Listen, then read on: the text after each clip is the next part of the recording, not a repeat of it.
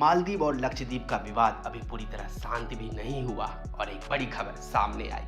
भारत विरोधी सोच और चीन से नजदीकी बढ़ा रहे राष्ट्रपति मोहम्मद मोइजू की पार्टी राजधानी माले में हुए मेयर के चुनाव को पूरी तरह हार गई। 60 दिन पहले इसी जगह पर मोइजू यहाँ के मेयर थे, जहाँ से इस्तीफा देने के बाद वह राष्ट्रपति चुनाव जीते। आज राष्ट्रपति हैं। इस चुनाव परिणाम से मालदीव में चर्चा होने लगी कि भारत विरोधी और चीन की नजदीकी से गुस्साई बैठी जनता ने मोइजू की पार्टी को माले में मेयर का चुनाव बुरी तरह हरा दिया।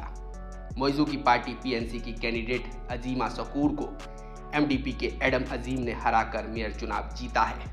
इस चुनाव में एमडीपी कैंडिडेट अजीम ने बड़े अंतर से जीत दर्ज की। पर्यवेक्षकों ने कहा, पीएनसी की हार मोइजू के लिए निजी तौर पर एक बड़ा झटका है।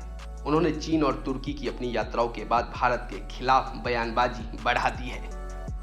चीन यात्रा से कई आश्वासन लेकर लौटे मोइजू ने आते ही एक बड़ा बयान देते हुए भारत पर अप्रत्यक्ष तौर पर हमला बोला।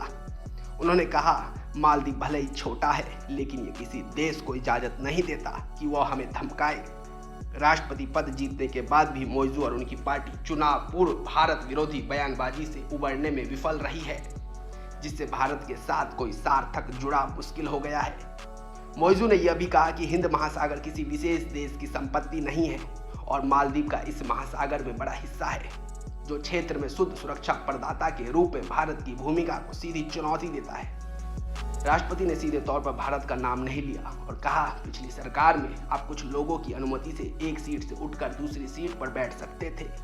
हम किसी पर भरोसा किए बिना अपने पैरों पर खड़े होंगे। मालदीव के राष्ट्रपति ने यहाँ तक कहा कि वो विभिन्न क्षेत्रों में मालदीव की भारत पर निर्भरता खत्म कर देंगे।